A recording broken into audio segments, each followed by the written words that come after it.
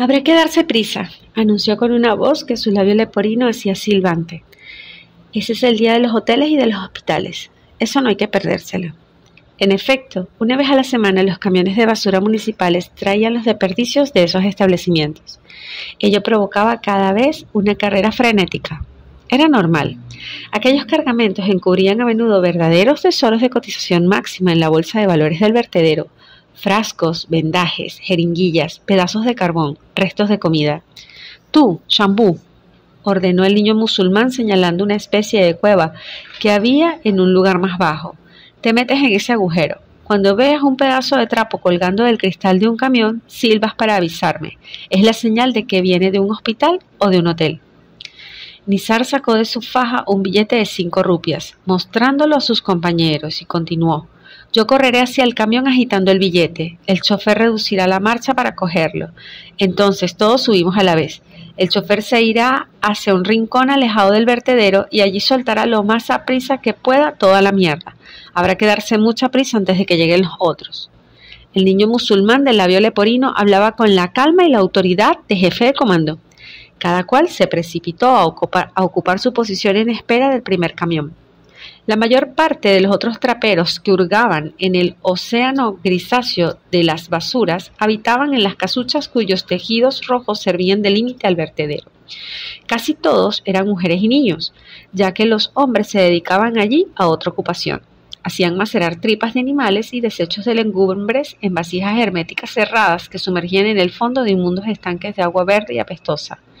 Luego destilaban esas cocciones. El líquido resultante se embotellaba y se distribuía entre las tabernas clandestinas de Calcuta y por los figones de los slums.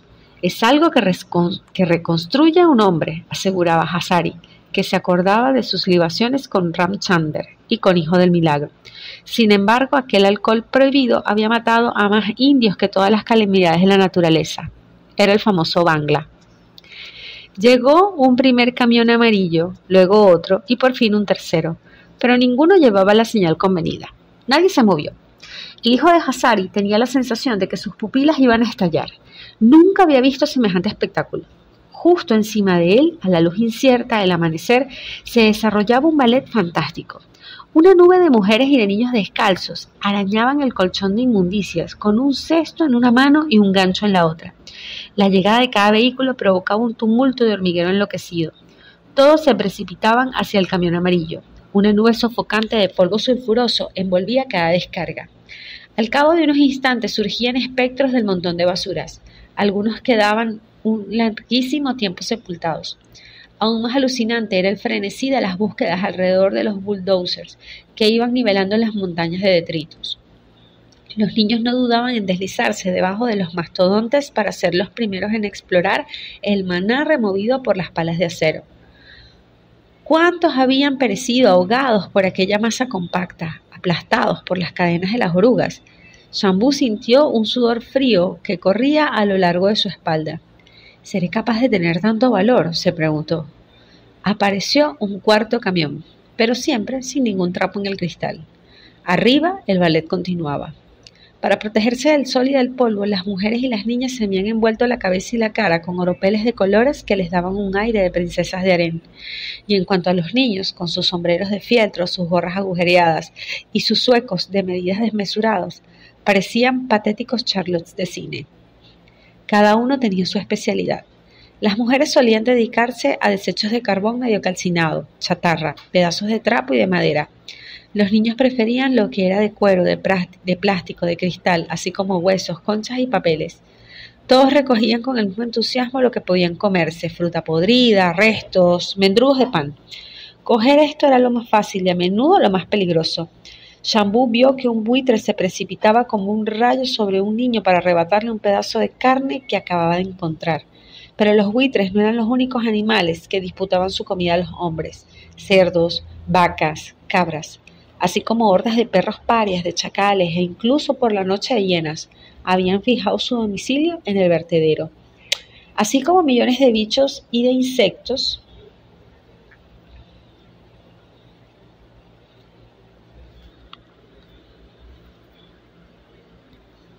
las más agresivas eran las moscas.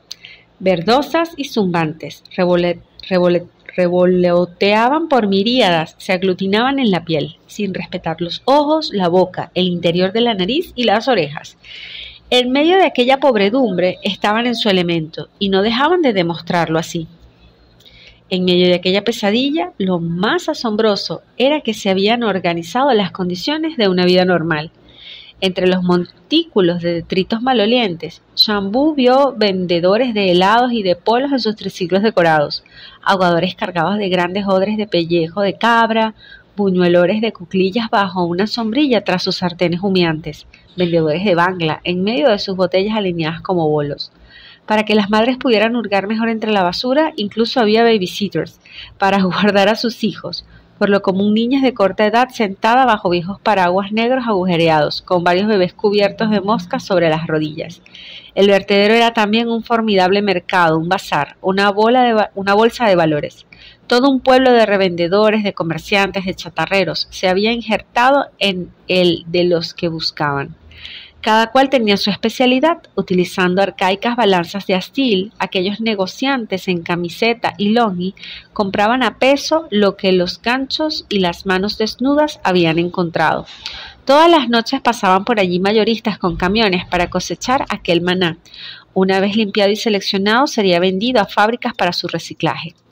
Shambu sintió que le palpitaba el corazón. Acababa de ver el talismán en el cristal de un camión.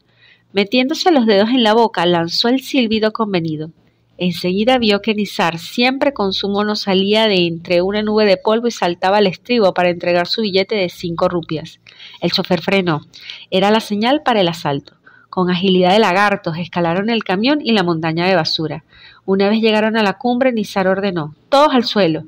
El enorme camión aceleró para subir la pendiente que daba acceso al vertedero. Medio sepultados en su innoble carga, los 5 traperos eran completamente invisibles. Las basuras eran a la vez ardientes y viscosas, contara Shambu, pero sobre todo tenía la sensación de que miles de animales salían de las porquerías para arrojarse sobre mí. Los más aterradores eran unas enormes cucarachas, corrían por mis piernas, los brazos, el cuello. En lugar de dirigirse hacia los bulldozers, el chofer torció en dirección opuesta. Era el acuerdo. Nizar y su pandillo tendrían 10 minutos para hurgar solos. Entonces todo ocurrió como un atraco de cine. Frenazo brutal del camión. Los 5 miembros de la pandilla saltaron a tierra y se metieron bajo el alud de basura que el camión estaba ya volcado. Arañaron, buscaron, eligieron, apartaron a toda velocidad. Botellas, restos de utensilios y de vajilla, herramientas rotas, trozos de cañería, tubos de dentrífico viejos, pilas gastadas, latas de conservas vacías, láminas de plástico, jirones de ropa, papeles. Sus cestos se llenaron en un abrir y cerrar de ojos. Entonces el camión volvió a arrancar en medio de una nube de humo y de polvo. «Daos prisa, chicos, ya vienen los otros». Nizar lo sabía. Había que salir corriendo antes de que la furiosa nube de los demás traperos les cayese encima. Entonces se oyó un grito. Shambu acababa de meterse en aquella hedionda cloaca. De repente vio algo que brillaba entre toda aquella mierda, contará. Me pareció que era una moneda y di un golpe con el gancho. Entonces solté el grito. Mi gancho había prendido una pulsera y en el extremo de la pulsera había un reloj. Primero una expresión de estupor apareció en el rostro de Hazari, dirá Lambert. Luego cogió el objeto con sus manos y lo levantó con tanta emoción y respeto que creímos que quería ofrecerlo a alguna divinidad, pero solo quería acercarlo al oído. Todas las voces del corralillo se callaron. Hazari permaneció así durante largos minutos, inmóvil, incapaz de decir ni una palabra, como transfigurado por aquella joya cuyo tic-tac se mezclaba con los latidos de su corazón. En aquel momento se produjo un fenómeno muy curioso. Propulsado por alguna fuerza misteriosa, un torbellino de aire cálido surgió lentamente de los tejados y se metió en el corralillo con un ruido de tejas rotas. Enseguida una sucesión de truenos sacudieron el aire. Hazari y todos los habitantes alzaron la vista. Por encima del humo de las chulas había enormes olas de algodón negro. Dirá el rickshawala, sintió que un velo de lágrimas oscureció su visión. Ya está aquí, pensó. Ya está aquí el monzón. Estoy salvado. Pronto podré morir. Gracias a este reloj y al diluvio que va a caer a este reloj, gracias a las 500 rupias de mis huesos, mi hija tendrá un buen marido.